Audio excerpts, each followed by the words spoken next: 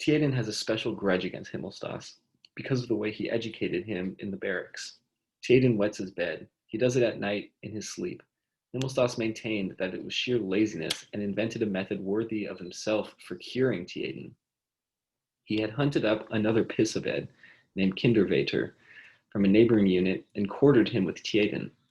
The huts were the usual bunks, one above the other in pairs, with mattresses or wire netting. Himmelstas put these two so that one occupied the upper and the other the lower bunk. The man underneath, of course, had a vile time. The next night they were changed over, and the lower one put on the top one so that he could retaliate. That was Himmelstas's system of self-education. The idea was low but not ill-conceived. Unfortunately, it accomplished nothing because the first assumption was wrong. It was not laziness in either of them. Anyone who looked at their sallow skin could see that. The matter ended in one of them always sleeping on the floor where he frequently caught cold. Meanwhile, Hayes sits down beside us. He winks at me and rubs his paws thoughtfully.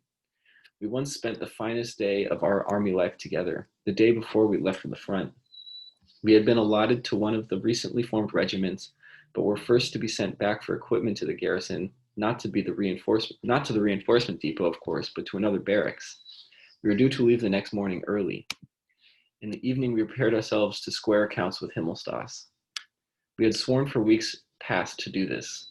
Kropp had even gone so far as to propose entering the postal service in peacetime in order to be Himmelstas's superior when he became a postman again.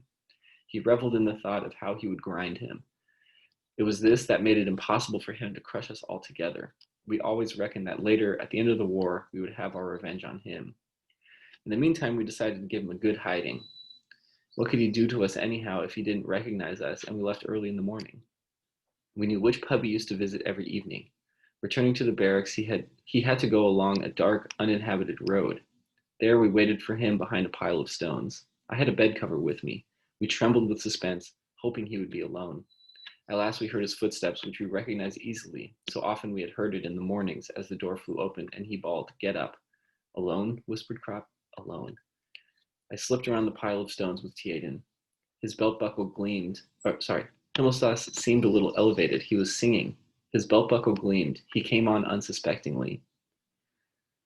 We seized the bed cover, made a quick leap, threw it over his head from behind, and pulled it round him so that he stood there in a white sack, unable to raise his arms. The singing stopped. The next moment, Hyacinthus was there, and spreading his arms, he shoved us back in order to be first in.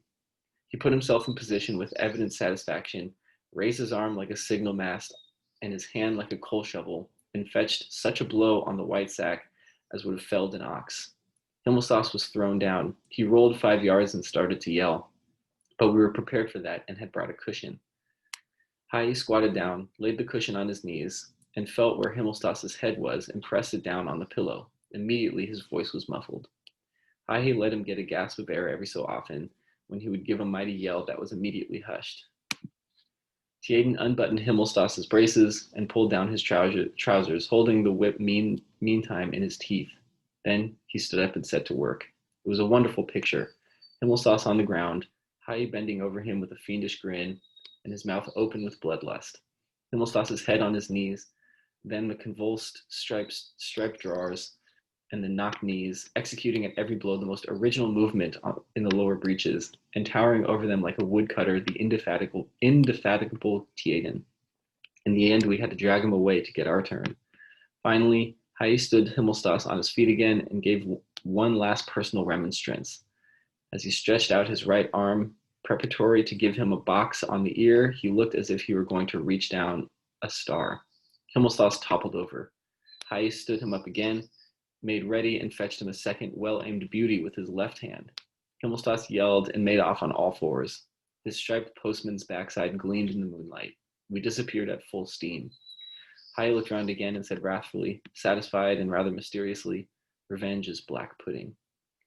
Himmelstas ought to have been pleased. His saying that we should each educate one another had borne fruit for himself. We had become successful students of his method.